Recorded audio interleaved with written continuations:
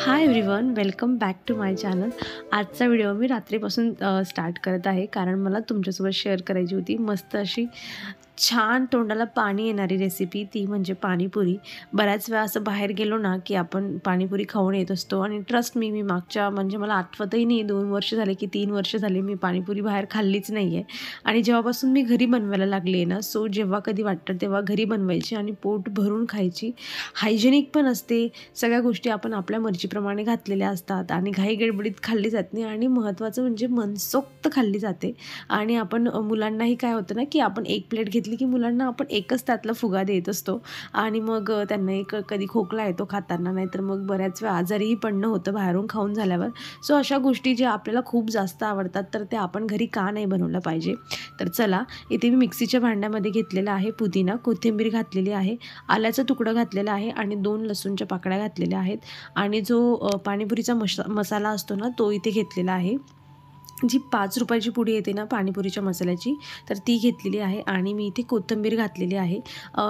पुदिना आणि कोथिंबीर चांगलं भरभरून घालायची आणि हिरवी मिरची घेतली. हिरवी मिरची तुम्ही तुमच्या चवीनुसार घेऊ शकतात आणि जे जिऱ्याचं पावडर असतं, भुनलेल्या जिऱ्याचं पावडर, भाजलेल्या जिऱ्याचं, ते घ्यायचं आहे.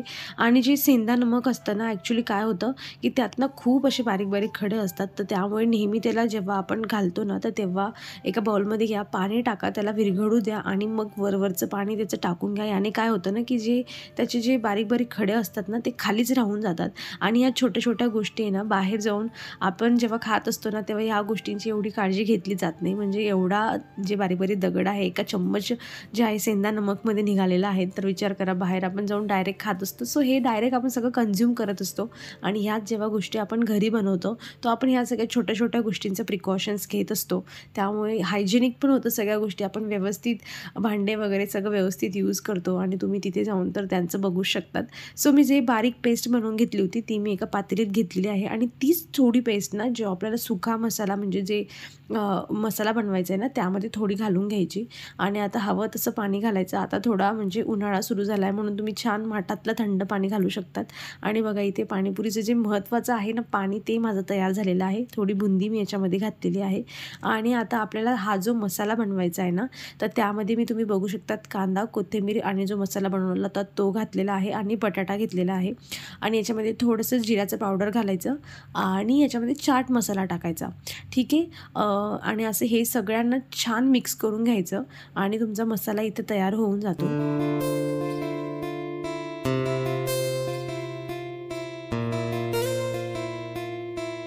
तर इतकी साधी आणि सोप्या पद्धतीने तुम्ही पाणीपुरी घरी बनवू शकतात आणि मनसोक्त खाऊ शकतात. जे पाणी आपण बनवलं होतं ते थोडं टाकायचं आणि मसाला प्रिपेअर करायचा. थोडं अजून हेल्दी बनवण्यासाठी मी इथे जे काळे चणे असतात ना, त्यांना बॉईल करून घेतलं होतं बटाट्यासोबतच थोडंसं मीठ टाकून. त्यामुळे थोडं अजून हेल्दी जे आहे ते होऊन जातं. आणि पियाची डिमांड होती की मला पहिले आधी इथे एक खाऊ घाला आणि मगच आपण खाली जाऊन आरामात खाऊया.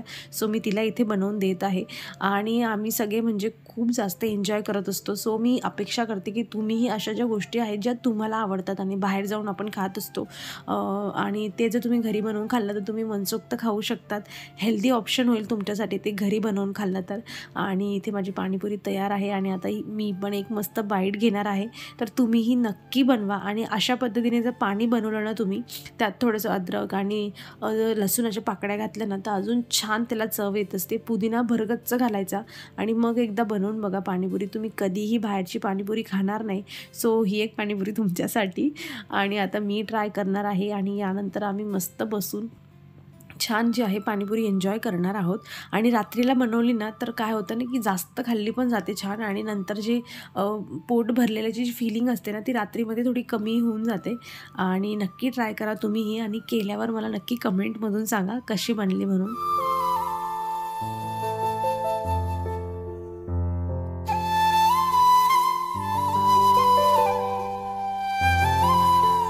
The next day. आज आहे संडे आणि आज जरा उशिरा उठून झालं आणि काय झालं ना, की हा जो आमचा जो बाल्कनीचा एक कोपरा होता, तर ही ग्रिल म्हणजे खूप आम्ही आल्यापासून इथे शिफ्ट झाल्यापासून जस्ट मी झाडून काढली होती आणि खूप जास्त खराब होती. आणि आता काय होतं ना, की ऊन खूप जास्त येतं. सो पुढच्या ग्रिलवर जे मी असे प्लांट्स ठेवलेत, माझे बरेच प्लांट जे उन्हातले नाही आहेत, तर म्हटलं आता त्यांना इथे हे व्यवस्थित क्लीन करून जे आहे ना, इथे त्यांना शिफ्ट करून घ्यावं, जेणेकरून त्यांना ऊन कमी वेळेचं मिळेल. आणि त्यासाठी हे प्रयत्न चाललेले होते. आणि उशिरा उठलं तर मग मला असं वाटतं की आजचा दिवस एवढा प्रोडक्टिव्ह जाणार नाही किंवा कमी कामं होतील. सो स्वतःच्या मनाच्या शांततेसाठी मी उठून ना सगळ्यात पहिले डायरेक्ट हे काम करायला घेतलं, जेणेकरून माझ्या मनाला हे असं वाटेल की नाही नाही, मी एक मोठं काम केलं आहे जे खूप दिवसापासून पेंडिंग होतं. असं तुमच्यासोबतही होतं का मला नक्की सांगा. म्हणजे मला असं वाटतं की दिवस वेस्टेज जाता कामा नये, नुसतं निवांत पडून काहीतरी काम झालं पाहिजे. आणि हा असा त्याचा लूक आहे. बरीच मोठी जागा आहे, बरेच तिथे प्लांट्स माझे बसतील.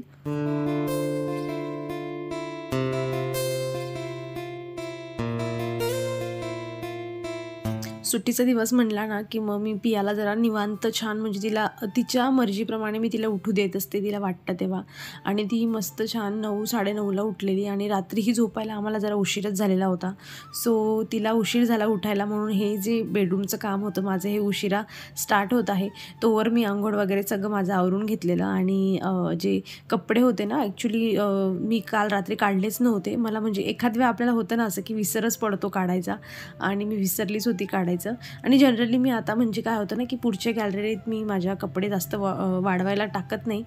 जी किचनची गॅलरी आहे त्यात टाकते, कारण ऊन खूप जास्त येतं आणि उगाच कपड्यांचा जो कलर असतो ना तो फेंट व्हायला लागतो. सो मी मोस्टली उन्हाळ्यामध्ये इकडच्या गॅलरीत टाकते. हवेत कपडे असेही वाढून जातात, फक्त काढायचे तेवढे बाकी होते माझे. सो हे एक काम होतं माझं सकाळचं, जे मी इथे कंप्लीट करून घेतलेलं आहे. आणि या छोट्या छोट्या गोष्टी राहून गेल्या तर मग त्या राहूनच जात असतात, नाहीतर मग अशाच कपड्यांचा ढीग जो होता तो दिवसभर पडला असता. आणि मला मोस्टली फक्त 5 ते 10 मिनटं लागले हे सगळं आवरून घ्यायला. पण 5 मिनटात एका रूमचा लूक पूर्ण चेंज होऊन जातो. वस्तू महत्त्वाचं म्हणजे जागच्या जागी चालले जातात आणि नेक्स्ट टाईम जेव्हा आपल्याला गरज पडते तेव्हा ते जागेवरून आपल्याला लगेच सापडतात देखील. सो इथे मी आहे ते जसे कपड्यांची सिच्युएशन आहे, जिथे ते ठेवले जातात तिथे मी त्यांना व्यवस्थित ठेवून देणार आहे. आणि हे पियाचं आहे ना ॲक्च्युली, तिला माहीत असतं तिचे कपडे कुठे काय ठेवलेले असतात. सो बऱ्याच वेळा जेव्हा घाईगडबडीत कुठे निघायचं आहे ते स्वतःचं तिला माहीत असतं, पॅन्ट कुठून घ्यायची, शर्ट कुठून घ्यायची, आणि ती स्वतःचे कपडे स्वतः चेंज करून घेते. सो ऑर्गनाईज करून ठेवलं की असा फायदा होत असतो.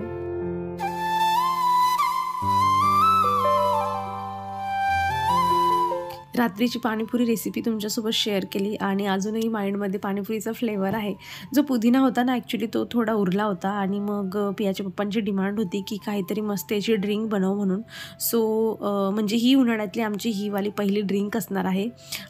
तर मी इथे पुदिना घेतलेला आहे एका मिक्सरच्या भांड्यामध्ये. आणि जी याची पाऊच मिळते बघा, एक थोडीशी तुमच्या चवीपुरता इथे मी बघा छोटासा तुकडा घेतलेला आहे हिरव्या मिरचीचा, हा घातलेला आहे. आणि अशी एक जलजिराची पुडी आहे ती, जी ₹1 पाऊच मिळत आहे. आणि ही पुडी घ्यायची आणि ही मिक्सरच्या भांड्यात टाकायची. म्हणजे तुम्ही कुठल्याही लोकल शॉपवर वगैरे दुकानात जाऊन विचारला ना की जलजिराचे पाऊच द्या म्हणून, तुम्हाला लगेच मिळेल. मोठं पाऊच न घेता अशा छोट्या छोट्या साचेट घ्या, जेणेकरून एक एक यूज करता येतात. आणि मी तुमच्यासोबत मागच्या वेळेस शेअर केलं होतं की मी पुदिन्याचं असं पावडर बनवून ठेवलं होतं. जर म्हणजे काय होतं ना, जेव्हा आपल्याला असं काही प्यायचं असलं आणि पुदिना नसतो, महत्त्वाचं म्हणजे उन्हाळ्यात थोडा महाग मिळतो किंवा मग मिळत देखील नाही, त्यावेळेला असं पावडर असलं तर मग ते बरं पडतं. अर्धा चम्मच टाकलं की एक ड्रिंक तयार होऊन जाते. आणि इथे मी जे सेंधा नमक होतं ना, जे आपण रात्री घातलेलं पाणीपुरीमध्ये, तेच मी इथे घालत आहे. मी याला गाळणार आहे, सो मी डायरेक्ट टाकते म्हणून. तर मी ते टाकलेलं आहे. याच्यामध्ये थोडं पाणी घ्यायचं, जेणेकरून याची छान पेस्ट बनून जाईल. आणि मिक्सरमधून छान बारीक असं काढून घ्यायचं. याला जर तुम्ही गाळणार असाल ना, म्हणजे गाळणार असाल तर मग तुम्ही कसंही थोडंसं दरदरीत ठेवलं तरी चालतं आहे. पण जर तुम्ही डायरेक्ट प्यायचं असेल, जसं पिया पिते म्हणून मी याला गाळून घेते. सो मी याला पूर्णपणे जास्तीत जास्त बारीक करण्याचा प्रयत्न करते, जेणेकरून गाळणीतून जास्तीत जास्त पल्प त्याचं बाहेर येऊन जाईल. आणि लास्टली त्याच्यामध्ये थोडासा लिंबू जो आहे स्क्वीज करायचा मस्त. आणि यामध्ये तुम्हाला थोडं पाणी ॲड करायचं, जसं तुमच्या घरातले मेंबर असतील 2-3. सो हे मी आधी काढून घेते छान, जेवढा काही याच्यातून रस निघतो आहे तो काढून घेते. आणि अशा जर ड्रिंक आपण छोट्या ड्रिंक जर आपण बनवत असलो ना, तर जी उन्हाळ्याची इरिटेशन असते ना, म्हणजे की गरम होतं हे होतं, तर तो एक एक्साइटमेंट असते आपल्यालाही की काहीतरी छान प्यायला मिळतं म्हणून.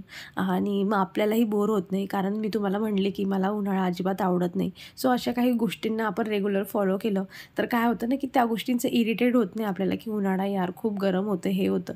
अशा गोष्टींमध्ये माइंड लावायचं की जिथून आपल्याला जास्त आनंद मिळेल. आणि बघा माझं रिफ्रेशिंग असं मस्त थंडगार असं जे ज्यूस आहे ते तयार झालेलं आहे. आणि मी पियाला इथे सांगितलेलं ॲक्च्युली की म्हटलं मी याचं ज्यूस बनवलं आहे, कारल्याचं ज्यूस बनवलं आहे. सो ती नाही म्हणत होती घ्यायला आणि पिल्यानंतर तिला आठवलं की अरे आपण हे पिलं आहे आणि तर हे खूप छान आहे. सो आता तिला हे सगळं प्यायचं आहे आणि मी 2च ग्लास बनवलेलं.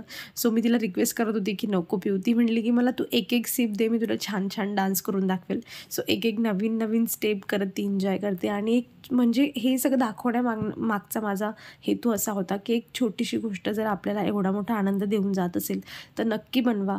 फॅमिलीसोबत टाईम स्पेंड करा, जेणेकरून अजून आपलं बॉन्ड जास्त घट्ट बनायला लागतं. मुलांसोबत आपला बॉन्ड अजून जास्त घट्ट बनायला लागतो. आणि एवढ्या ड्रिंकने जर एवढं सगळं मिळत असेल तर का नाही बनवायची. तुम्ही नक्की ट्राय करा, खूप टेस्टी लागते.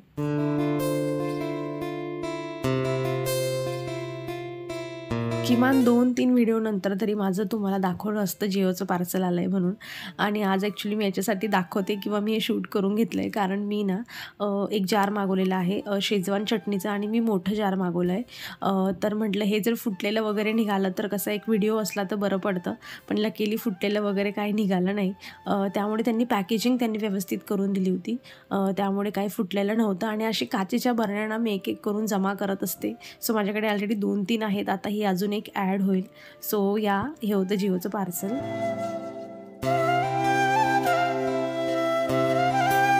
हे करण्याआधी ना आम्ही ॲक्च्युली थोडा वेळ बाहेर गेलो होतो, म्हणून तुम्हाला इथे वेगळा ड्रेस दिसेल. पण आल्यानंतर मला असं वाटलं की जवळजवळ 4 वाजले होते आणि म्हटलं हा 1 तास न वेस्टेज घालवता काहीतरी मस्त काम करूया जे आवडीचं आहे.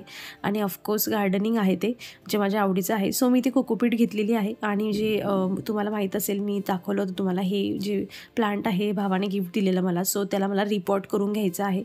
आणि मी हे बघा गुलाबाचं प्लांट ॲक्च्युली जर तुम्ही लावत असाल ना तर आता उन्हाळा आहे, उन्हाळ्यात भरपूर त्याला फ्लावर्स येतात, त्यामुळे तुम्ही नर्सरीतून जाऊन आणू शकतात त्याला. सो इथे मी बघा माती घेतलेली आहे. म्हणजे आता प्रपोर्शन मी तुम्हाला सांगते, जर 60% माती घेतली तर तुम्ही 20-30% तुम्ही जे आहे कोकोपीट घेऊ शकतात. आणि त्यामध्ये उरलेलं जेवढं 10-20% आहे ती तुम्ही कंपोस्ट टाकू शकतात. अशा पद्धतीने मातीचं मिक्सचर बनवायचं आहे.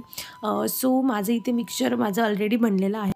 म्हणजे माझी जी ह्या साईडची कुंडीमध्ये ना माझं सगळं मिक्सचर केलेलं असतं. फक्त थोडी मला कोकोपीट अजून एक्स्ट्रा ॲड करायची होती. आणि काय होतं ना की बऱ्याच वेळा प्लांट्स खराब होण्याचं रिझन असतं की त्यांच्या रूट्समध्ये फंगस अटॅक होतो. मग बऱ्याच वेळा लोक तुम्हाला दाखवतील, गार्डनर लोक, की त्याच्यामध्ये फंजीसाईड टाका, अमुक टाका, ढमुक टाका, पण काही गरज नाही. जी राख असते ना, मी ही गावाकडून मम्मीकडून घेऊन आलेली होती मागच्या वेळेस. आणि थोडीशी राख त्याच्यामध्ये मातीमध्ये मिक्स करायची. याच्याने काय होतं ना की मुळांना कधीही फंगस लागत नाही. म्हणजे जो एक मोठा प्रॉब्लेम तो प्लांट खराब व्हायचा, तो प्रॉब्लेम तुमचा सॉल्व्ह होईल. आणि हे राख अशा पद्धतीने मिक्स करून द्यायची. आणि जी माती असते ना ॲक्च्युली त्यांची माती खूप जास्त अशी चिकट असते, त्यामुळे जेवढी तिला काढता येईल तेवढी काढून घ्या. आणि काढताना मला लक्षात आलं की ह्या प्लांटच्या रूटच एवढ्या जास्त नव्हत्या, म्हणजे खूप छोट्या रूट्स होत्या. एवढं मोठं प्लांट झालं आहे पण रूट्स खूप छोट्या होत्या आणि त्याही म्हणजे व्यवस्थित नव्हत्या. सो मला डाऊट आहे आता हे जगेल की नाही म्हणून. कारण की आपण तिकडून आणताना तर खूप छान असतं प्लांट, पण बऱ्याच वेळा घरी येऊन खराब होतं. माहीत नाही असं का होतं, कारण रूट्स त्याच्या खूप मोठ्या पाहिजे होत्या त्याच्या हाईटच्या याच्याने. पण असं आता लेट्स सी काय होतं बघूयात. सो माझं इथे प्लांट लावून तयार झालेलं आहे. आणि कधीही प्लांट आपण अशा पद्धतीने लावलं तर नेहमी त्याला सावलीत ठेवा पुढचे 2-3 दिवस. आणि भरगतचं पाणी द्यायचं, इतकं पाणी द्यायचं की खालून निघलं पाहिजे, म्हणजे त्याची एकही रूट्स जी आहे ती कोरडी राहणार नाही. आणि अशा पद्धतीने जे आहे माझं इथं गार्डनिंगचं काम झालेलं आहे. अपेक्षा करते तुम्हाला व्हिडिओ आवडला असेल. आणि जर हो तर नक्की या व्हिडिओला लाईक करा, तुमच्या मित्रमैत्रिणींसोबत शेअर करा. चॅनलवर नवीन असाल तर चॅनलला सबस्क्राईब करा. आपण भेटूया पुढच्या अशाच इंटरेस्टिंग व्हिडिओमध्ये. तोवर तुम्ही स्वतःची काळजी घ्या. So take care friends and bye.